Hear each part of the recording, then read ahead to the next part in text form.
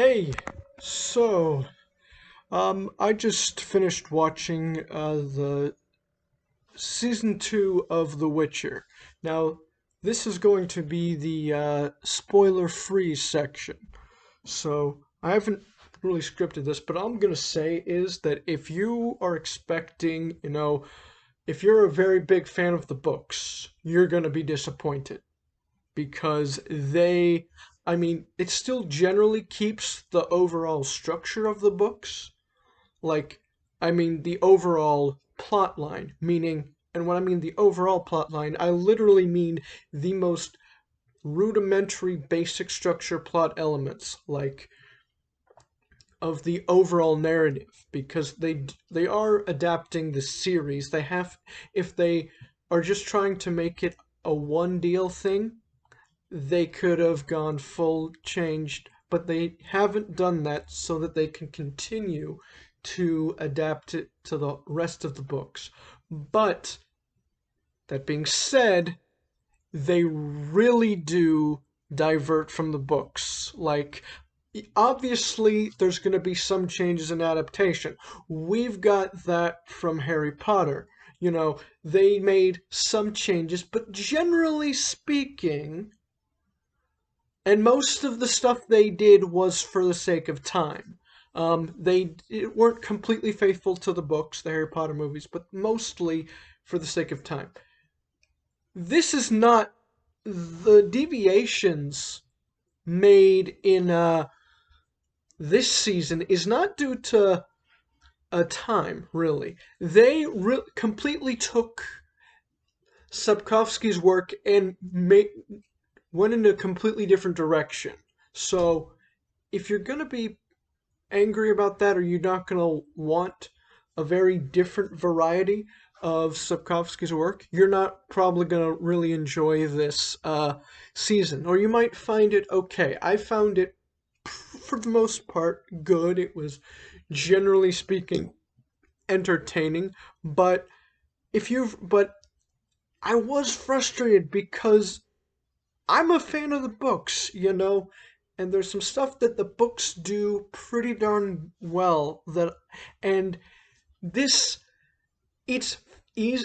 It's definitely easier to follow, but it is a lot more convoluted of a story than the books were. The books were fairly straightforward, um, whereas they really the books, the storyline, the overall storyline was fairly simple, and they really made this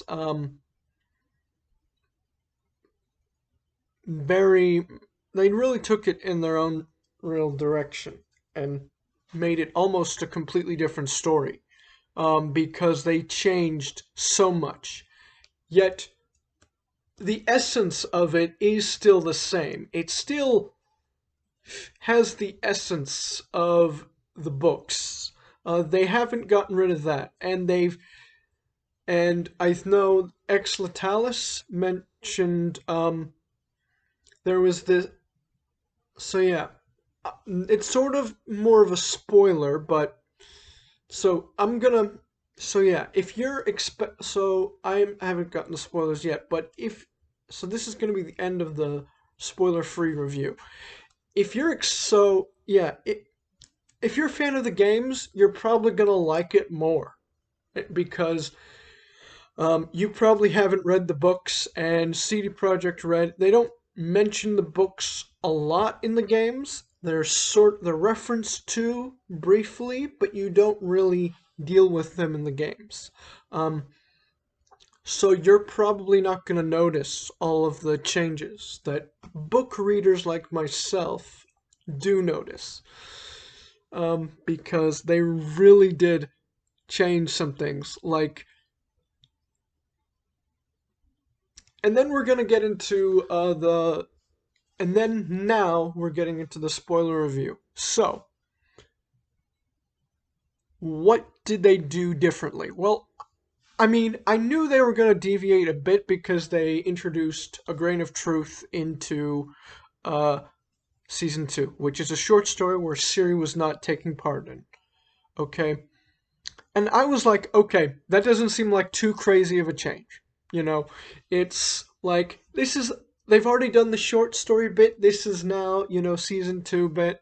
And, they really want to tell the short story, which I can understand. It's an interesting short story. And so that's fine. I knew that was going to be changed. I'm all for it.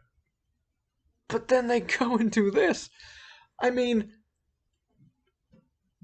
they're calling it an adaptation. This isn't really an adaptation. If you think Lightning Thief was an adaptation, or Sea of Monsters was an adaptation, then yeah, this is an adaptation.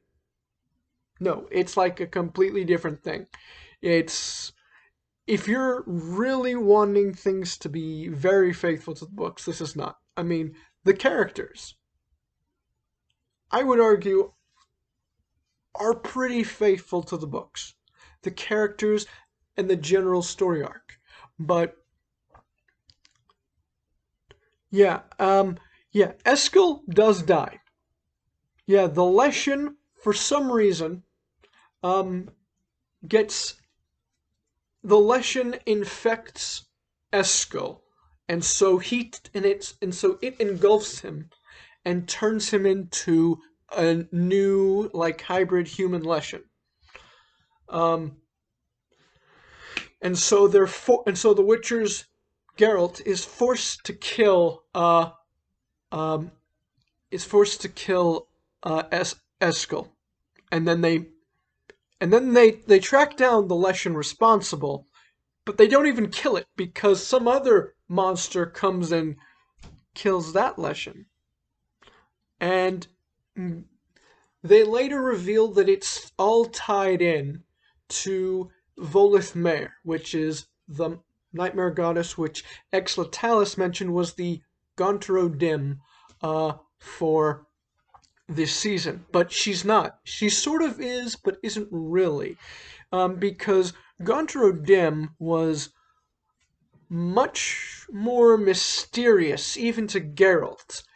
This being is known. Um, she feeds off of pain and suffering and is just all around evil. Similar to Gontro Dim, but different, you know? Um,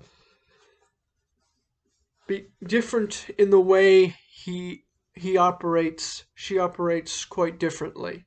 Um, so there's definitely similarities, parallels, but they're very different individuals. And because Gontro Dim, I think Volith Mer is much more akin to, the Mar in Nightmare of the Wolf. You know, um, because that's, remember that scene where Vesemir is trying to fight against the Mar elf hybrid in the scene. That's basically what Volith Mer can do, the goddess of death or darkness or whatever. And so she is trying to get back, and the reason and they've clever thing they've done here, which is why I think it is, even though they really do change the show up, they really do change the storyline up. I do think this is still a good show overall because they are tying in a lot of elements that you think were like, what? Why did you do that? Why that? Those sort of random moments from season 1, and they're not actually. They turn out to not actually be that random. And like, and I was thinking before I saw this, what's the significance of Dara? Why even have him in? You could have done the Broccolon scene and completely X-named Dara, because he doesn't even freaking matter. Well, I think the obvious answer is he comes back and he plays a much more significant role in it. He's still a very much a side character, but he's a very significant side character, who sort of gets wrangled in with Dijkstra and ends up being a spy for him, spying on the elves who have made refuge in Cintra, guarded by the Nilfgaardians. And yeah, basically, things are sort of, in the plot, is almost completely driven by Voleth Meir and Ciri at the same time, because Voleth Meir is after Ciri for her powers, and knows all about Ciri, and we're starting to see the cracks in Aretuza. The build We're seeing the build up to the mage fight, that we saw in that happened on I can't remember which book. It was either Time of Contempt. I think, yeah, it was Time of Contempt. They're building up to that for season 3, and yeah. But man, they changed a whole lot. Eskel dies, and I am so freaking glad, because about the ending of season 8, of the end of episode 8. You know why? Because they put the Witchers in so much peril, and I am like, don't Game of Thrones so many freaking characters, okay? Eskel, there were leaks that he was gonna die, but I'm like, he doesn't necessarily matter. It's a shame, and I actually think, given the way his character, what that we saw was how he was, I'm actually kind of glad, that he's gone. But that being said, it could have just been Voleth frickin' Meir infesting him and turning him angry and a dickhead. So, he could have been better if the writers had actually written, because they did show him being a decent person, in his younger years, talking to Geralt, like, I don't know, maybe 20 years ago, so they're not that much younger, but they're still younger. But yeah,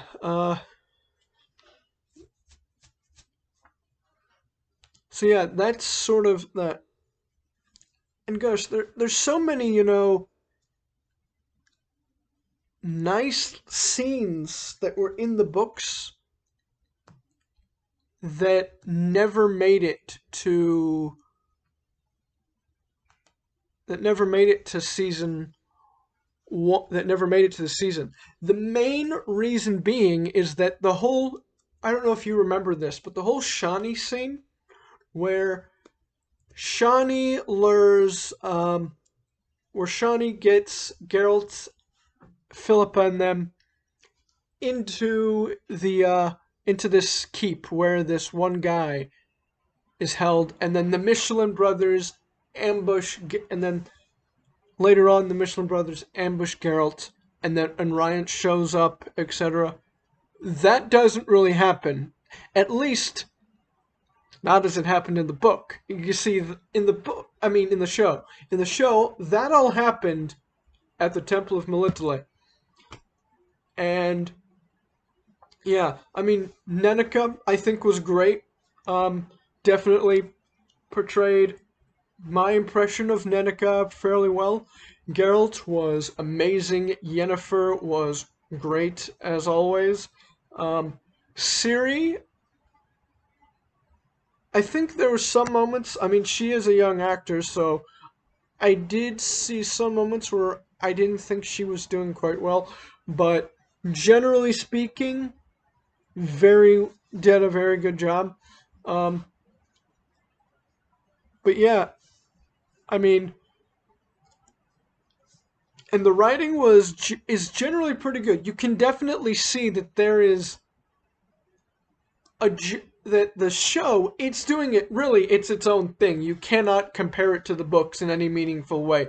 Sure, it's loosely based off of the story, but it's in no way a direct adaptation. It is quite literally, okay, we like the general storyline, like Ciri is in danger from the Wild Hunt and everyone is intrigued, so all the basic elements of the story are there, but they've really changed up a lot of the specifics surrounding it. Philippa, you know, if you've played the games, you know who Philippa is. I think I haven't uh I haven't read past Tal the Swallow, and so far as I know, they don't. It's been a bit since I read some of the other books, and some of the, uh, and I can't remember if Philippa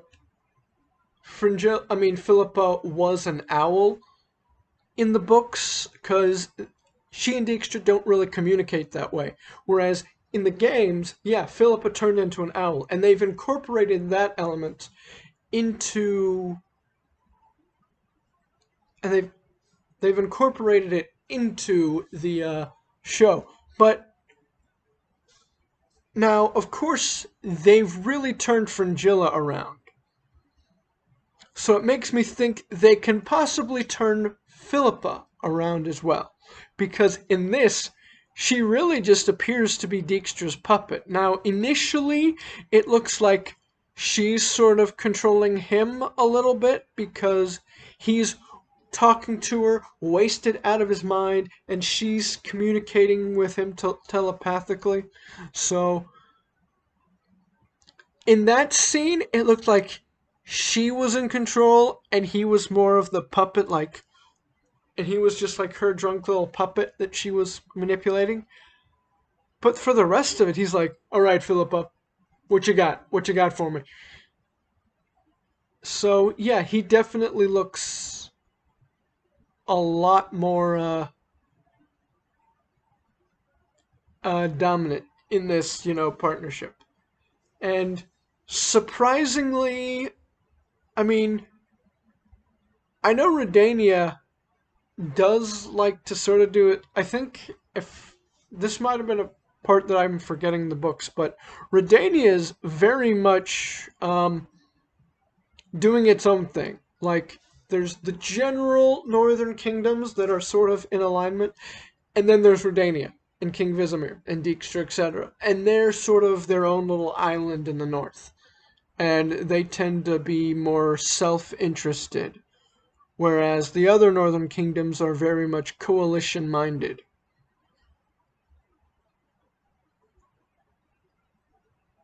So, yeah, yeah, it is. So, yeah, I mean, it's not like they're like. Now, I did make the comparison to, like, the Persian Jackson and the Olympians movies. This is nothing like those. Those movies were very, almost laughably inconsistent. These movies, I mean, well, they're basically 8 hour long movies in my view. This sort of idea of a Netflix TV show, as they call it, it's, in my view, it's kind of laughable.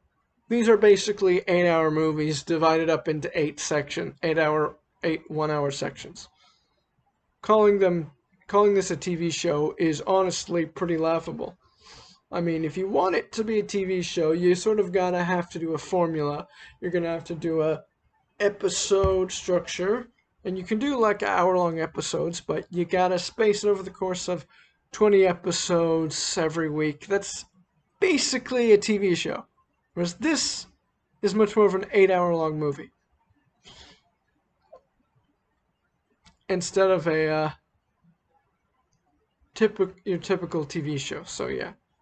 Um, Overall, pretty darn good. It is a bit slow in the beginning, but yeah, if you're really a fan of the books and how and a really big fan of the cool ways in which Sapkowski has written his books, you're going to be sorely disappointed because I mean, the new stuff is pretty cool, But the fact that they really changed, like, the source material is, in, I mean, it is pretty darn cool still, but I really didn't care for them changing the source material when, the original was pretty darn cool. Also, considering they've probably, from what I've seen, it looked like, in some of the trailers, it looked like they had done um, scenes for the whatchamacalls it, the like book accurate fight scene with the Michelin brothers, but they changed it. Maybe it was last minute, who knows? But they changed it to the Temple of Melitele, which, yeah. But overall, it's not terrible. It's pretty good. It's pretty good. I mean, if you're fairly ignorant about the books, I think there's a good argument for it being great. But if you've read the books and you're disappointed about the changes they made, because I do think there is a lot of room for disappointment for this show in regards to the changes they made to Blood of Elves. One change I think isn't. One change that I agree with, however, is that they reveal that Ciri is the Emperor's daughter at the end of season 2, which I have to hand it to them. That was executed perfectly well, and it left me a little bit confused because I didn't really notice.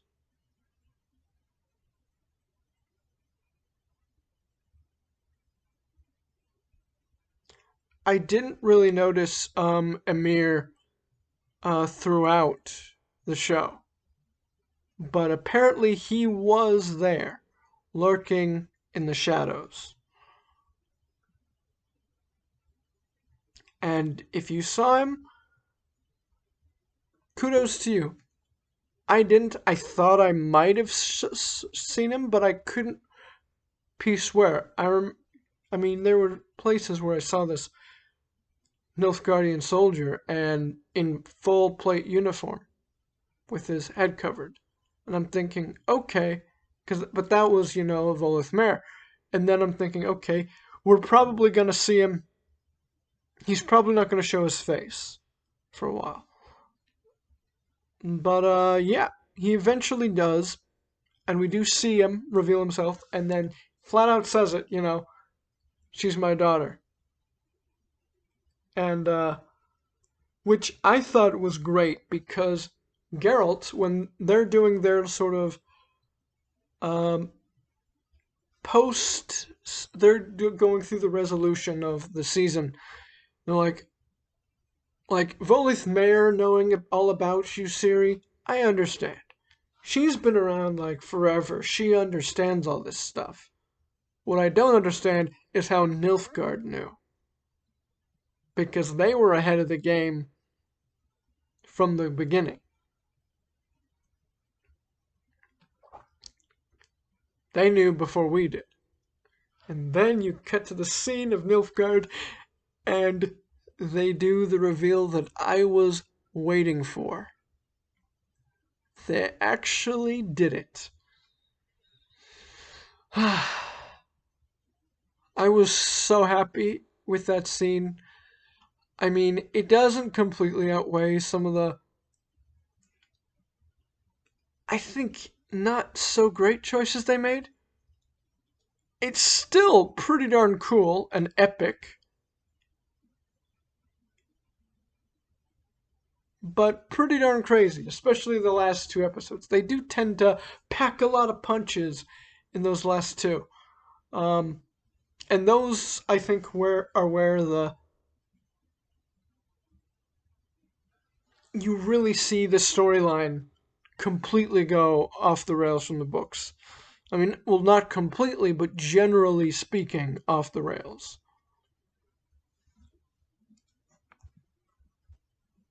So yeah, that's my general review for The Witcher Season 2. Um, I'll give it an A minus. I thought it was good. I thought it was great. There were uh, bits that I would disagree with in terms of direction. I think I personally, um, if you've got an expectation of being faithful to the source material, I would not have made a bunch of the decisions they made. I would have said, we can do our own thing, but the books are the source material, and they were pretty darn good. Now, are we gonna do it exactly like the books? Probably not. Who knows? Maybe we can fix some things that weren't the best in the books. But I do think we should stay generally as faithful to the books, and when we should, defer to the books. Pick some inspiration from the games here and there, but generally stick to the books. Because I know that's what Lauren promised Sapkowski. That's what they were generally agreed with. This does not feel like faithfulness to the books. This feels like they're doing their own thing. And I got into a pretty heated debate with someone who was arguably a book loyalist, saying the games were a completely different thing, even though the show is more of a completely different thing than the games. Because, I mean, yeah, the games do have a different storyline, generally, but the storyline is a continuation of the book storyline. And they directly reference the books, meaning they don't actually change the books. I mean, mostly. There's some stuff that's sort of rewritten later on, that's sort of retconned from the books. They do change it a little bit. Obviously, nothing is 100%, faithful to the source material. But compared to what, The Witcher show has done, the games infinitesimally more faithful to the source material than the show, I think. In my view, they both get the general feel of the show right, of the books right, but the show it's like, I would say, imagine this is the source material.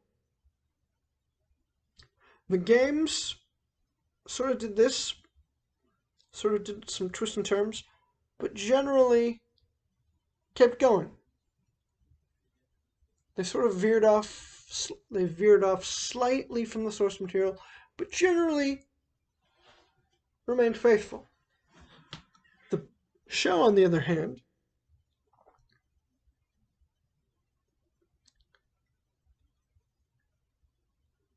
still generally going, but they're sort of slowly but surely veering off into their own style. They're still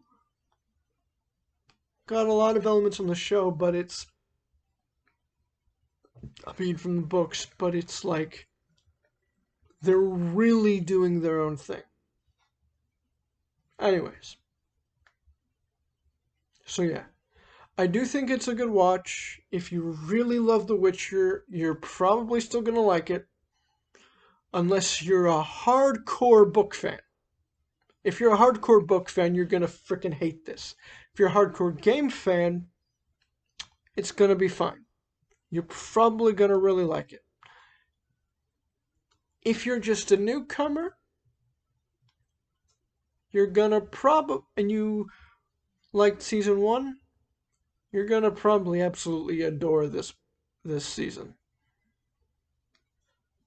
But yeah, book fans beware.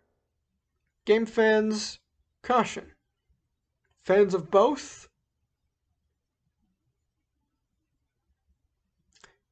I mean, well, if you're fans of both, you're a book fan, so still be warned. But game fans, you're gonna get some eye candy that you're gonna like. So yeah, I will say that.